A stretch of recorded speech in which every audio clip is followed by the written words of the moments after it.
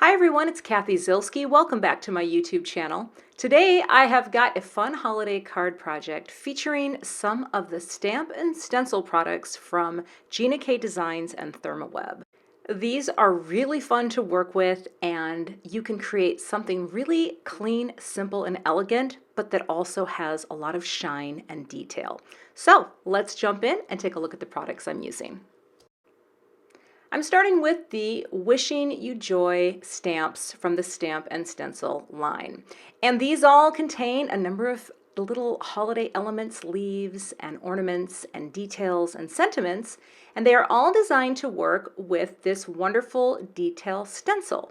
Now you can use the snowflakes on the left, or you can do what I'm doing, which is to take some of these overlays and apply some medium to my stamped images. So I've got a little Glitz glitter gel. This is the gold color from Gina, and that's the medium that I'm going to be using. And then I've also got some gold thread here. I'm going to be using the coordinating die to cut out the ornaments. And there you see that right there. And I've got a little ink. This is cherry red from Gina, and I've also got a little scrap of glitter cardstock. For my other cardstock, the matching cardstock in cherry red and some Neenah Solar White Classic Crest in 110 pound. So I'm going to start out by stamping two of the ornament bodies, if you will.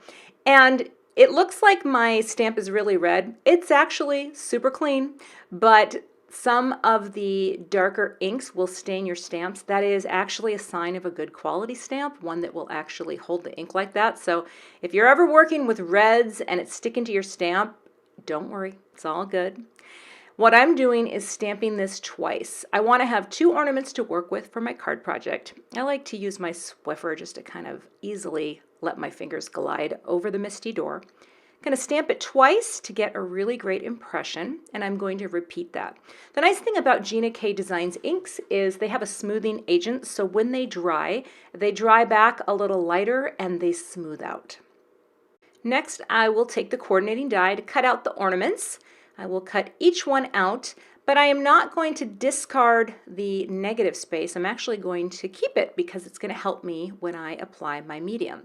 So I'm going to cut it in half, just like this, and then I'm going to flip these pieces over and replace the die cut ornament right in the back.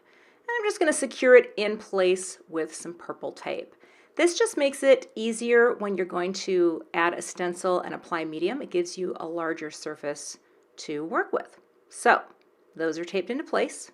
Now it's time to get out the stencil and start having some fun.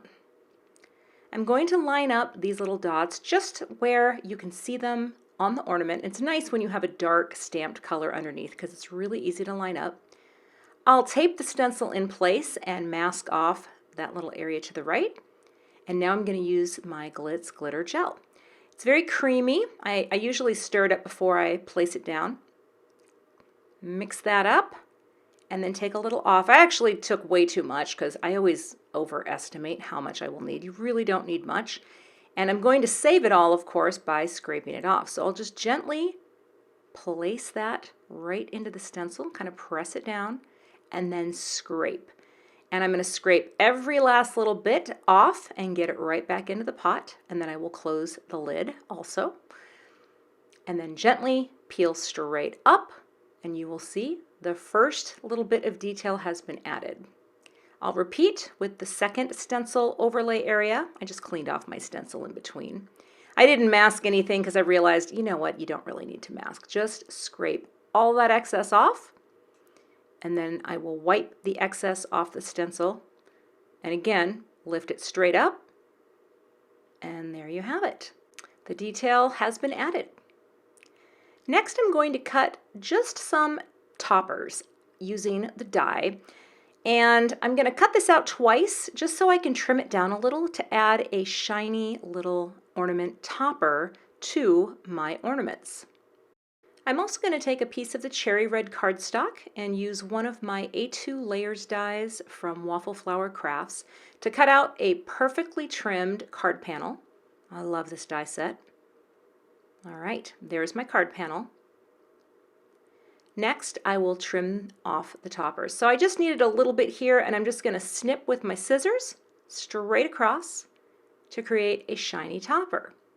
Next, I will go ahead and add a little dot adhesive to the back of the toppers.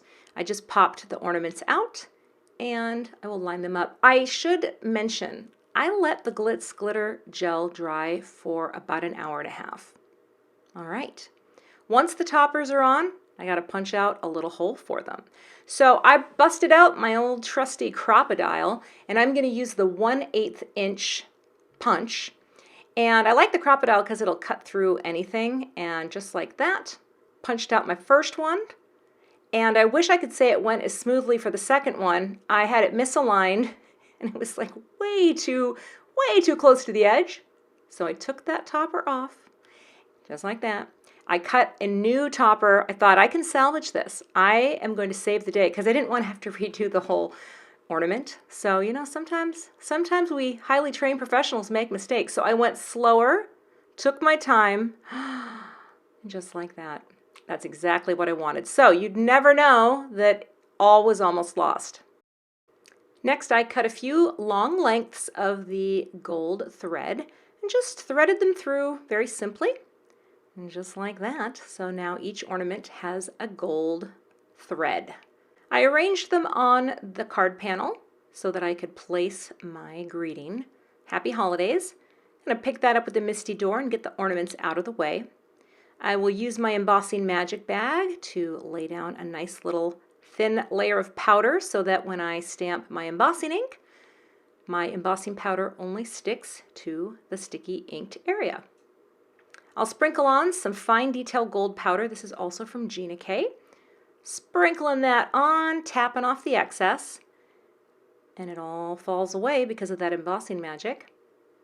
Next, get my heat tool nice and hot, bring it to the paper, and just like magic, shiny gold Happy Holidays. That looks great. I'll take a little dot runner and place my first ornament down. Now I want this one to be just flush right onto the card base.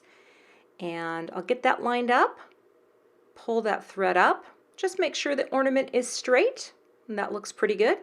And then I will flip this over, hold the thread nice and taut, and then just take a little piece of purple tape, stick it down. And of course trim off the excess. So there's ornament 1. Ornament 2 has a little bit of thin foam adhesive, some little foam squares on the back, so it can pop up and have a tiny bit of dimension.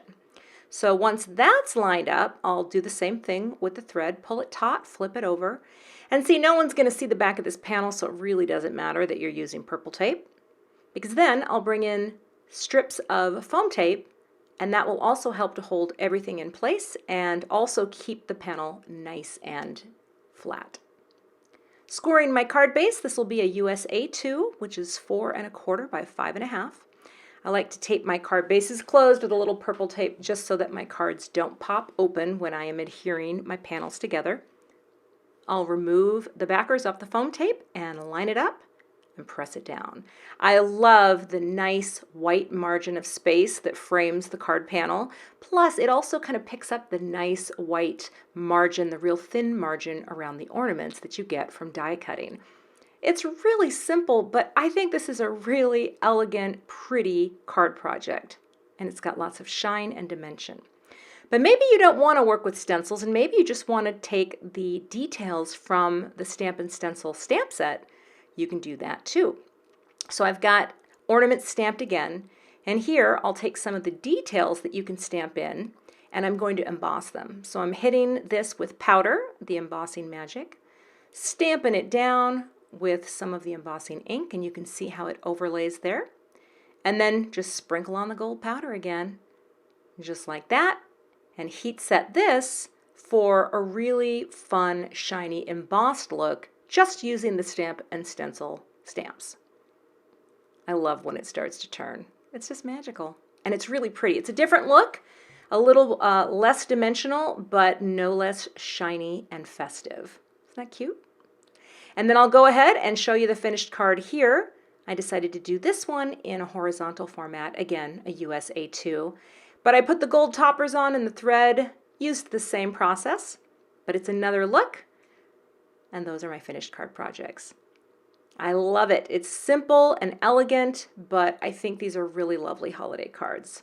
So, thanks for watching today. I would love to have you become a subscriber to my YouTube channel. And if you do subscribe, be sure to hit the gray bell below the video so you don't miss the next time I post.